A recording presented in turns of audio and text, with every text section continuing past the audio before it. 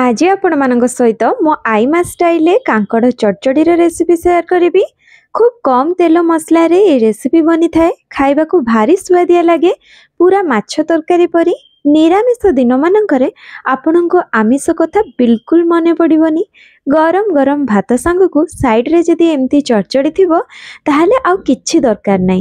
जो माने कांकड़ खाया को पसंद करू नांदी तांको मध्य एभली बनेकी खाया को दियंतु, तांको भी भल लागिबो। चलतु डेरी न करी रेसिपी देखि नबा। एठी नै जाइछि मु किछि देसी कांकड़।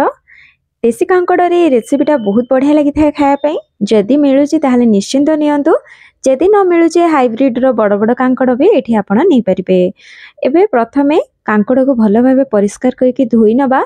तापरे यार ऊपर रे देखंतु कंटा कंटा जेमती देखा होउछि, एटा को काढी नबा। भल लागि न था खाया पई किना छुरी रे मु एभली भाबरे ताकू कोरिला टाइप रो करनेबी, जहातरा कंटा गुडी को बाहरी जीवो। आउ एबी कांकड़ को मु 4 फाळ करी काटी नेबी, जल्दी सीजी जीवो। टिके बड़ साइज रो कांकड़ अछि, जोगुडा छोट छोट कांकड़ ताकू मु 2 फाळ करी काटी नेबी। कांकड़ देखंतु पाकळ हेई एसछि, प्राय कांकड़ गुडा का पाकळ ही हेई जाए। आउ जदि टिके लेट हेई जीवो जणा पड़ेनी, किंतु जदि आपण देखंतु ए छोटटा को मु 2 फाळ करनेछि, एई भली छोट छोट देखिकिना आपण आनिबे, ताहले आपण कसी टिके मिलिबो। आ टेस्ट बहुत भल आस्ता है कसी कांकड़ रे। ते मिलुछि निश्चिंत नियंतु कसी कसी वाला। तापरे एठी मु नै जाइछि गुट्टे बड़ आलू।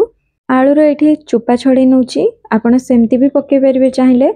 आउ एठी मु ताकू लंबा लंबा करिकिना टिके मोटा मोटा करिकि काटी नउछि। एभली साइज रे इक्वल साइज रे आपण जदि दुईटा जिंस काटिबे ताहले तरकारीटा भी एका संगे रे बहुत बढ़िया भाबरे सिजी जिवो। चलंतु एबे कांकड़ आलू को भाजी नबा। कढ़ई रे दे देछि सोरिष तेल। सोरिष तेल रे तो सबु तरकारी बहुत बढ़िया लागि थाए। चाहिले आपण रिफाइन तेल रे मध्ये बनै परिबे। एठी मु कांकड़ आलू को एका संगे रे देकी भाजी नउछि। अलगा अलगा भाजिले हबो, किंतु एका सहित भी किछि असुविधा नाही। तापरे मु एठी लूण दे देछि। हळदी गुंड मु पछरे पकेबी टिके भाजी हे गला परे। एका संगे रे जदि आपण हळदी लूण पके दोचंदी, हळदी रे टिके लाखी लाखी जाय परिबा को, तो सेहिति पय मु पछरे पकेबी। एठी मु कवर करिकिना 2 साइड कलर आसिया पर्यंत भल की भाजी नेबी। ता भितरे चलंतु मसला रेडी करनबा। मु आज मसला को बनेबी शिल रे, जेमती आईमा बनौथला। आउ एठी मु 1 इंच रो अदा नेछि, गोटे छोट रसुण को कोला कर नेछि। तापरे एठी मु कंचा लंका नेछि, राग अनुसार आपण केते खाइबे से हिसाब रे नै जिवे। 1 चामच एठी जीरा नेछि, आ 1 चामच एठी मु सोरिष नेछि। सोरिष जीरा अल्प अल्प ही पड़िबो, बेसी मात्रा पकेबेनी। एबे अदा और रसुण को टिके छेची देबी, जहाद्वारा सुविधा हबो टिके बाटिबारे। आपण ए मसलाटी को ग्राइंडिंग मध्यम करि परिबे। जदि शिलर सुविधा नाही, टिके खदड़ा करिके ग्राइंडिंग करिवे, शिल भलिया टेस्ट आसीबो। अल्प टिके पानी नेकी एबे को मु बाटी नेबी। किंतु शिल बटा मसलार स्वादटा बहुत बढ़िया लागि थाए। आपण मानक भितरु काहा को एमती शिल बटा मसलार स्वाद भल लागे, निश्चिंत कमेंट माध्यम रे मते जणेबे। आ को माने एमती शिल रे बाटिकी रोसई करिया को पसंद करंती, सेटा भी मते निश्चिंत कहिबे। एठी देखंतु मसला को मु बाटी नेछि। मसला को बाटी नेला परे शिल रे जो लागी थाए टिके ताको भी वेस्ट करिवेनी। मते लागे ओरिजिनल स्वादटा सेठी ही थाए। हाउ एठी मु पानी पके किना ताको मु काढी नउछि ताटिया को। एठी देखंतु रेडी हे गला मसला।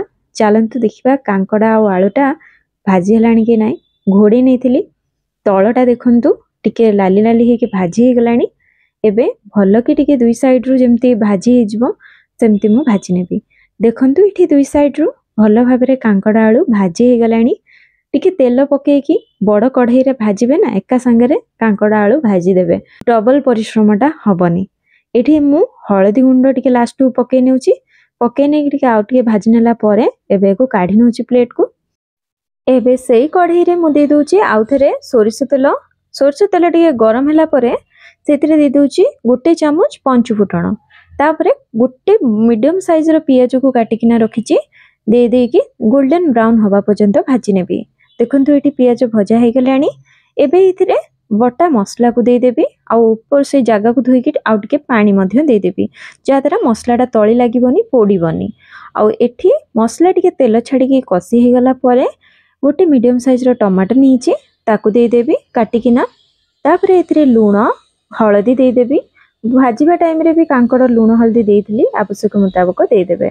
आउ एठी मु राग लंका गुंड आउ टिके पकई नउची आपण केते राग खाइबे से हिसाब रे पकेबे कंचा लंका भी बटा हैची आउ एठी मु कवर करिकी ताकू छाड़ी देबे टिके सॉफ्ट हे जिवो टमाटो तेल छाड़ी की मसला रेडी हेबो देखंतु एठी हेई गलानी एबे कांकड़ा आलू को दे देबे एथिरे देकिना 1 ରୁ 2 मिनिट पर्यंत एको कसी नेबी टिके कांकड़ा आलू मसला सहित कसी हे गेले फ्लेवरटा भी बहुत भलो आसी थाए एठी देखंतु कांकड़ा आलू भलो भाबरे कसी हे गलानी एबे दे देबे एथिरे पानी गरम पानी दे देबे बढ़िया से सिझी जीवो कंचा पानिया लागिबनी एठी पानी आवश्यक मुताबिक जेतु चुड़चुड़ा बना होउची तो एठी बेसी पानी तो लागिबनी अल्प पानी दे देबे जुकजुकिया टिके हबो आ एको कवर करिकिना छाड़ी देबी 5 मिनिट पर्यंत टिके फुटिबो फ्लेवर टिके आसीबो तापरे ऊपर टिके धनिया पत्र दे देबे जदी थिबो नल तो सेमति भी चलिबो आ एठी रेडी हे गला हमर